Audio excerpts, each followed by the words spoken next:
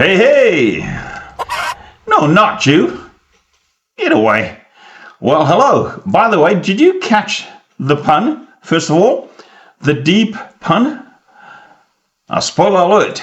It's also a hook. So keep watching, eh? Now, Moana is out again. This time it's for real. Real places, real characters, real events, as opposed to the animated version. But for good or bad, Moana is still the talk of the town, the village, and of course the island. Oh, and as far as my podcast is concerned, Moana certainly qualifies as a summer matter, in more ways than one.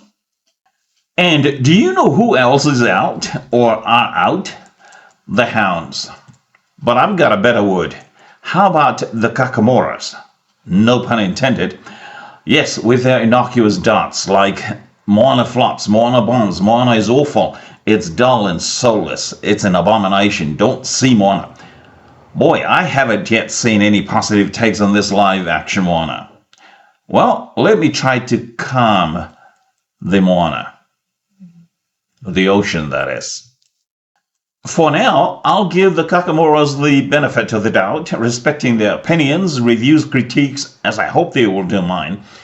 Let me say, however, figuratively but more tongue-in-cheek, that the Kakamoras belong in the lagoon, not out in the deep Moana. Maybe that's why they are destroyed in the deep, because depth is certainly not their domain. Kidding aside, let's dive deep into the Moana, shall we? The one thing about these Kakamoras is that while they deal more with things that are relative, I deal more with absolutes. Kind of like practice versus principle. Reminds me of a Samoan maxim, e sui whainga ai tu maufawai. Practices change, principles remain. So first off, for some of these whiners, reviewers, and gripers, their main complaint is that there isn't much change, if any, in this live version. Excuse me? This live version is a remake, not a sequel, FYI. Therefore, all the narrative elements and story mechanics, like the plot, the storyline, the structure, the characters, the arcs, are still the same.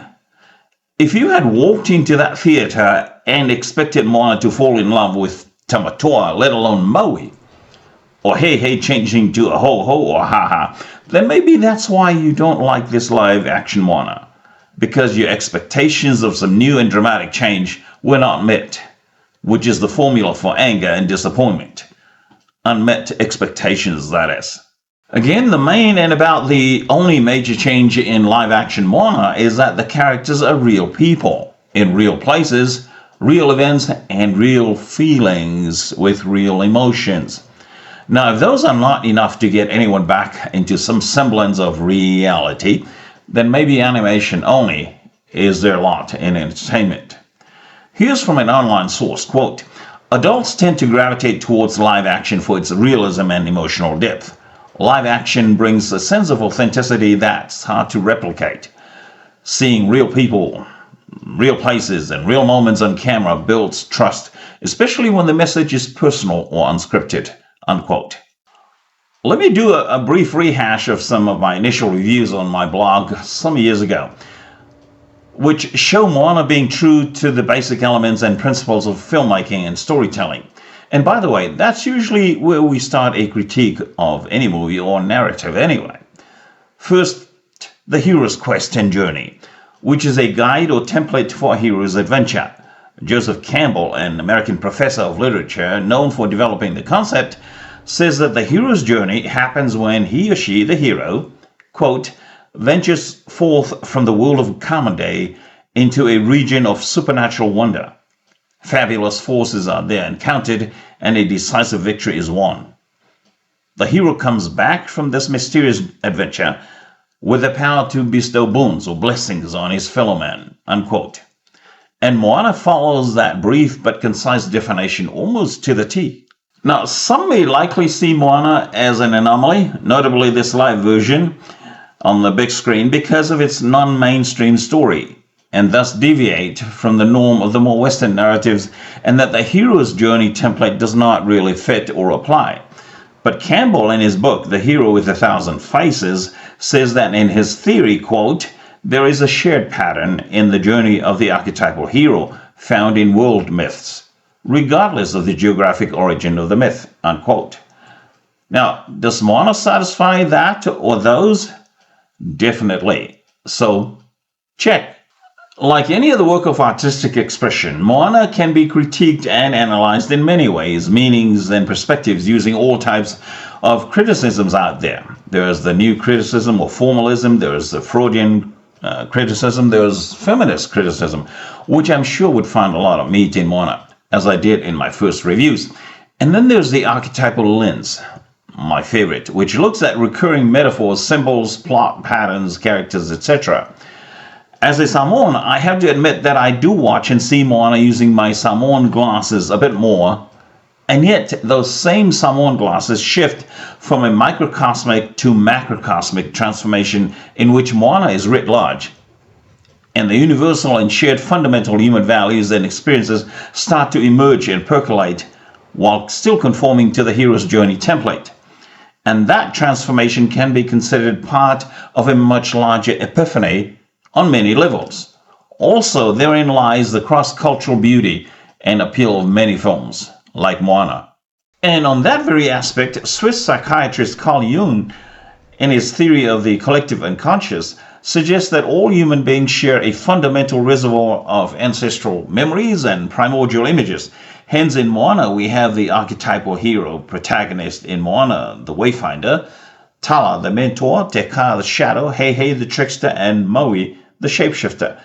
And so, despite a few of my biases as a Samoan watching a Samoan-based movie on the big screen, I can also be fair-minded, just as much, if not more.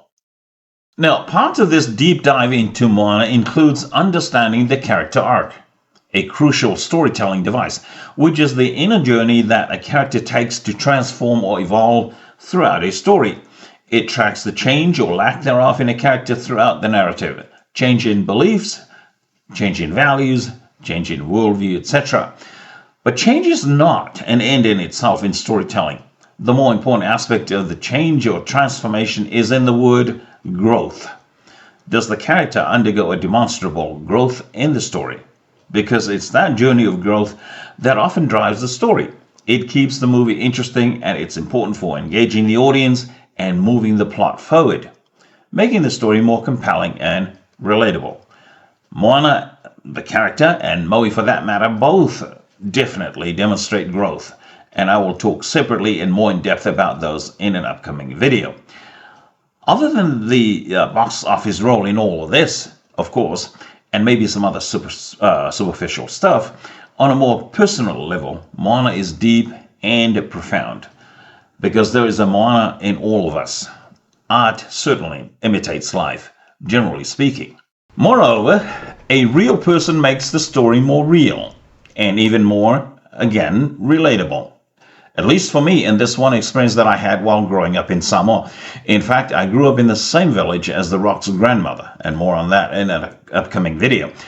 But the experience has since become even more vivid and indelible after seeing Moana in 2016. The experience is recounted in a 2010 blog post, 6 years before Moana, in which I wrote about this breadfruit tree, about 60 foot high, in front of our house.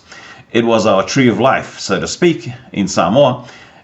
It not only served as a source of food and daily bread for my family, but also as a personal play place, as well as this. The tree also measured my growth and strength, not only in the physical sense, but also in maturity based on how high I could climb. The different branches, like markings for feet and inches at the doctor's doorway, were used to track my progress and development during adolescence. The older and taller I grew, the higher I climbed, and any unreached branches and heights became new goals for the ensuing days and months. By the time I reached my teenage years, I had already scaled the highest climbable branches. From the vantage point of those branches, I would stand and gaze. I was able to see farther and further. In fact, I was able to see the ocean, which was not far from our house. I could see the reef clearly and the waves breaking on it. even beyond the reef. It was a lesson in perspective, both literal and figurative. It seemed as if the ocean was calling me. Curiosity, adventure beckoned, and I often wondered what was beyond the reef and the horizon. I was like a sailor explorer squinting for new land with a new sense of ambition, hope, and aspiration. And all these dreams, early desires, and optimism were reinforced, if not forged, on that breadfruit tree. Put simply, the tree gave me vision and inspiration.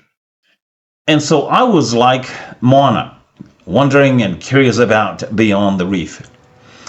Although my experience is unique, culturally and otherwise, the principles and concepts are ubiquitous and universal, and could exist in Carl Jung's collective unconscious.